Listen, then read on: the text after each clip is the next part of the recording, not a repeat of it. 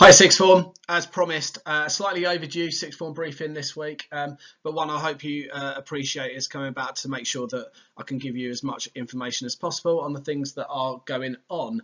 You'll notice from the slide that this week is Children's Mental Health Week, and although we wouldn't consider you guys to be children, it is a really important thing that we acknowledge the difficulties at the moment that everyone's having, children, adults, and everything in between, to be honest with you, and the fact that mental health has such a large impact. The fact that the conditions we're under at the moment are so significant in terms of having a broader effect means that it's important we do things. And as you'll see from the communication that's gone out to the wider school this week, the school are really keen that we do what we can. There's some things that I'm going to go through with you during this briefing that will hopefully allow you some time to promote your own well-being and your own mental health, as well as the staff that teach you also.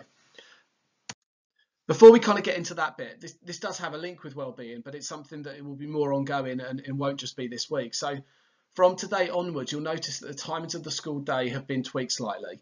The reasons for this are to create some additional times between periods 1 and periods 2 and between period 3 and period 4. We've found that it can be very stressful actually moving between lesson 1 and lesson 2 and not having any time between that, and it's causing people to feel like they're late getting across, that they feel rushed towards the end, the fact that towards the end of that 2-hour slot for each of those morning sessions that they're starting to feel like they aren't able to cope as well as they should be with some of the work that's being asked for them. So what's being built in is a 10-minute period. So lessons will end 5 minutes earlier, period 1 and period 3, and begin 5 minutes later, period 2 and period 4, to allow you for that 10-minute time to have a break, to have a little bit of a move around, to be able to make sure that you're fully prepared to get set with the next one.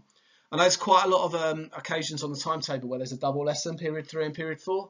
It will still be brought into this, and having taught year 13 psychologists this week, and has got to a point where about an hour and a half into the double lesson of quite a heavy lesson about different things, I can absolutely see that this will be beneficial just to have that 10 minutes in the middle, just to have a mental break, to be able to go away from what you're learning and then to come back to it a lot fresher. So do be aware of this. It won't change some of the other things that we have later on in the day. So your tutor check-ins and Monday briefing time will still remain the same, and you will still have that slot in the afternoon where you'll be set independent study activities by the staff that would normally be teaching you during those times. Another little bit of administration thing just to kind of make you aware of is that there will be an inset day, or there was scheduled to be an inset day, the first Monday back after February half term. Obviously with everything going on at the moment, the usual things that are in place for that won't be happening. So what's going to change there is it's going to be a normal school day. So that Monday the 15th that was down on the school calendar to be an inset day is a normal school day where you'll have a normal timetable of lessons. We'll reschedule that inset day. It'll be later on in the year during the summer term, and as soon as I have news about when that will be, I'll obviously pass that on to you. Okay, so Mental Health Week, why is it important? Well, as I mentioned there at the start, mental health can affect anybody at any age in any circumstance. Quite a lot of the time people can be like swans, where people look fine and look like they're just gliding through the scenarios they're in, and actually there's a lot going on under the surface which is far from ideal. So it's really important that we have these touch points for your well-being and your mental health, and we provide you with opportunities to develop an awareness of that. I don't think I had any awareness of my mental health when I was your age. I wasn't really given the chance to consider it. And I think if I had been, and I had a chance to explore some of the responses I was having to certain situations and the way I was struggling to cope in certain instances, I think I'd have been a better place for it. And it's taken me a long time to learn those lessons. And I wouldn't say that I'm there and I've learned it by a long stretch, but I do feel like these opportunities, not just to do things for a week, but to explore things that you can carry with you beyond your time at sixth form and into your adult life, are incredibly important. And if we look at mental health statistics, it further reinforces the point that the risks involved with not looking after our mental health are great. And if we can do things that help look after ourselves in the same way we keep an eye on our physical health, then it's all the better for us as a school community and for you as an individual. So what's the kind of immediate action here? Well, on Friday of this week, so on the 5th, we're going to press pause. Instead of having usual online lessons, you'll complete activities that will support your mental well-being. Now, there's quite a lot of flexibility with this, and I'm keen that we acknowledge all the way through this that you guys as young adults will have your own approaches to this. But what I don't want you to do is back away from this as something as being a bit unknown or being something that you've already got a conception of. Be open-minded, have a think about how you can do this. It might be that you as an individual just have a really good sense of what sort of things would be good for your well-being. It might be that at this point, coordinating things with your friends and doing things as a tutor group might be a better way of you being able to feel more supported and feel like, you know, sometimes we do things on our own. We might be at the risk of feeling a bit silly where we do them all together, and actually supports everybody in getting the best out of those types of activities. Now, Mr. Donlan has sent you out a comprehensive list of possible activities you could do, and these are all things that you have access to and things that you could engage with. But in addition, I did just want to share with you some of the 8 different activities that are known to support people's well-being. The theme of this Mental Health Week is to express yourself, and you'll see through these that every single one of these activities has a strand of expressing yourself through it. Now, as you can see, the different things that we can do to help our mental well-being are vast and affect a range of things, from our physical health to looking at things such as our social health and the way in which we process things and the way that we look forward to things as well. So I'm just going to quickly go through these. I won't spend a huge amount of time, but quickly look at these and focus on each one and give you a suggested activity you could do to promote that area of your well-being. So the first thing is about our diet. This is something that I've maybe taken a bit more of an eye on this year, being aware of the effect of lockdown and trying to have a think about how you could use food. Being able to produce something and being able to create something is a really nice feeling, and a sense that you've made something and you've got that kind of feedback of, actually made something really nice there, and I went through that process. You know, for me, cooking's all about taking those breaths before I start, taking my time with it, enjoying it in the moment, putting some music on and developing it as an activity rather than being a chore. Think about how you could do that. How could you, produce a healthy snack, produce something that you're proud of, produce something that you're going to enjoy making? Could you do that with other people? Could you do that by yourself? Expressing yourself through creativity.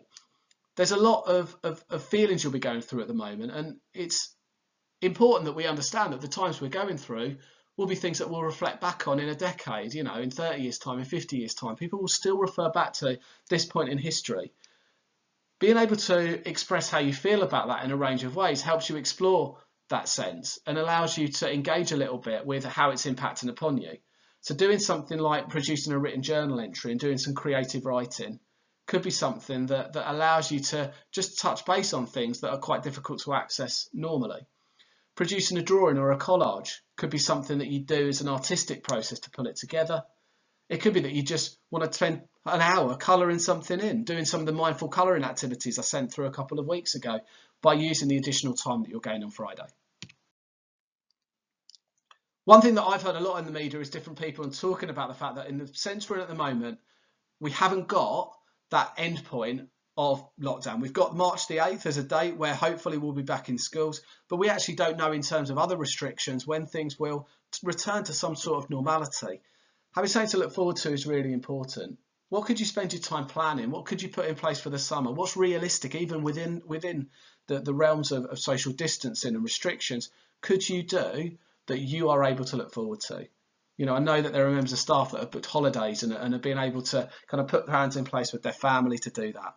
Other activities that you and your friends normally do that you could put in place. It doesn't have to be a long-term plan. It could be something that you look forward to doing during February half term, and as long as it fits within the restrictions, it could be a really amazing way. You just think, look, I know that's coming up and that's something that I can focus my attention to.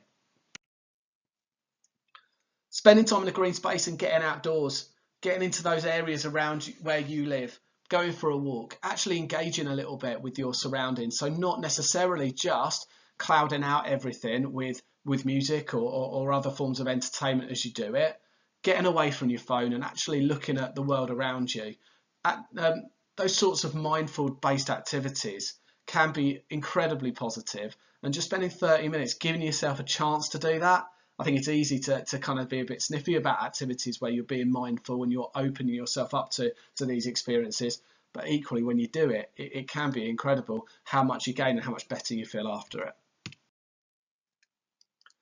Part of what will be difficult at the moment for you guys, I imagine, is the social aspect You'll not be seeing the people that you normally want to spend your time with, or you love being with, and you might be feeling that those people that you're with and you're in the house with, and I'm sure you love dearly, are people that you're seeing maybe too much. So finding that balance is difficult. But how about doing something different in that pattern?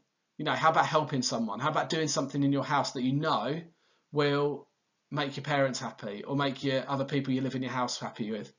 Surprise them. Doing something good, random acts of kindness, are an incredibly good way of boosting your endorphins and how you feel about life. So it's a really good way of doing it. Mentioned going out for a walk there, but walking isn't the only activity.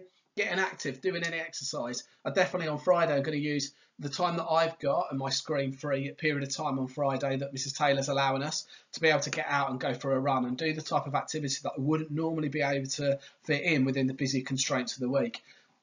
As soon as we start exercising and we get our heart pumping and we're doing those things, one, if we're outside, we're getting some fresh air. Two, if we are engaging in activities, we're getting that rush of endorphins after we exercise that feel great as well. So get out there, go and do something, be active, and see if you can plan something like that for yourself. Think about how you can interact with others. We're trying to make it as screen-free as possible. So you might want to go back to the old school methods of communication and write someone a letter, or you might want to think about, if you are going to use a screen, how you can use it in the most positive way possible by engaging with others. We are going to ask you still to do your tutor check-in on Friday, so that'll be the interaction that you get with your tutor and your other members of your tutor group. But how else could you engage with others on that day? How else could you get that social connection with people that you might be missing at the moment? The final one's on there. I introduced you with a tone of caution, but getting better sleep and thinking about how you can put in some processes in place. So not necessarily just sleeping on Friday. I definitely want to make that clear that it isn't just a day for you to sleep, although I'm sure some of you would feel like that's the most beneficial way you could spend it. But thinking about how you can improve your sleep quality, thinking about the amount of blue light that you're getting during the day and switching off your phones and being careful about how much you're using your phones and devices before you go into bed and getting your sleep. Thinking about processes like progressive muscular relaxation, as you can see the description on the slide here, of how you can start to work your body through processes with your breathing and your muscles to be able to relax and get yourself asleep more quickly and therefore more energized the next day from getting better quality sleep. So there's plenty of different ideas there, and it might be that you've got ideas that aren't on those that you feel will be really positive for your well-being. And tomorrow's tutor time in the afternoon will be a chance for your tutors to check in with you and ask you what you're going to do and how you're going to do that. And as I said, it'd be really nice if you want to plan those activities collectively, so that as a tutor group, you maybe got a couple of common activities that you're all doing on the same day, so that you're getting that shared sense of feeling that you're contributing to something more so than just doing it on your own. What I'm going to ask tutors to do is set up an assignment. We'll be able to then upload that information in Gallery and all those things that you've done, either information about where you've been, what you've done. You can upload in any form you like, so that your tutors and me can see what you're up to and make sure that, as a day, you've got the most out of it as possible. So think about, in that final part of the day, your tutor check-in and then uploading all that information to it. And it'd be lovely to see some of those activities that you're getting on with. Okay. Little bit of a shift of direction, but just a couple of quick notices to end briefing with today. The first thing is about the virtual university and apprenticeship event. Now, I know that not everybody ended up signing up to this. I know there was an issue with some of the content being available on that day. So what I will flag up to you all is the fact that there is on-demand content now available for the next week for you to be able to go to re-watch all of the different webinar sessions that are available. So that gives you full flexibility to use any time that you've got available to be able to drop in and see that. So I am going to send you out these slides, which includes the link. Please do make sure that if you aren't able to get the information last week, that you are having a look and you are accessing those webinars that are most relevant to you. There will be a second fair in March 17th. So if we need to, and if you haven't been able to access it this time, or you don't access it this time, then we will be working with you on March the 17th to ensure that happens. The only other thing that we want to be aware of there is that any of you looking at Russell Group universities, so those top 20 universities in the country, you will have to be aware potentially of the processes of application and the type of things you want to include. So if you are looking at Russell Group universities, so if you're looking at those top 20 universities, you can go and sign up to the Russell Group virtual event and that can give you some really valuable information. I cannot recommend that enough for those of you looking at those higher echelon of universities. Final point from me, just a date for diaries for any Year 13 students who have already applied for university, is that we will be doing a student finance talk on that first Tuesday back during the period 5 enrichment slot. Your student finance will open soon, and it's really important you understand the process of how that application works. What we've got is a guest speaker in who's an expert with student finance, and they're going to be working you through that process and ensuring you've got all the information you need. Student finance doesn't operate through UCAS. It is a separate entity, and therefore you do need to make sure you know what you're doing with that. So I will send out Teams invites near the time, but I just wanted to flag up to you that you need to make sure that if you've applied to university, that you are available at 2 p.m. on that day so that you are able to attend that student finance talk. Okay, brilliant. Well, that's the end of our briefing today. Please make sure that you are having an amazing day on Friday. I can't wait to see all of those activities that you're getting involved with, and you're working with your tutors tomorrow during your tutor time to be able to have a real clear sense of what that's about. Have a great week. Briefing will return to Monday as normal next week, so I'll see you all then. Don't forget, be prepared. Make sure your camera's on. It's really nice that we all do that together and we get to see each other's faces. So be prepared as you come in for the meeting. I will be just asking you, if you haven't done so already, to make sure your camera's on as you enter. All right, have a great rest of your week, sixth form. Bye.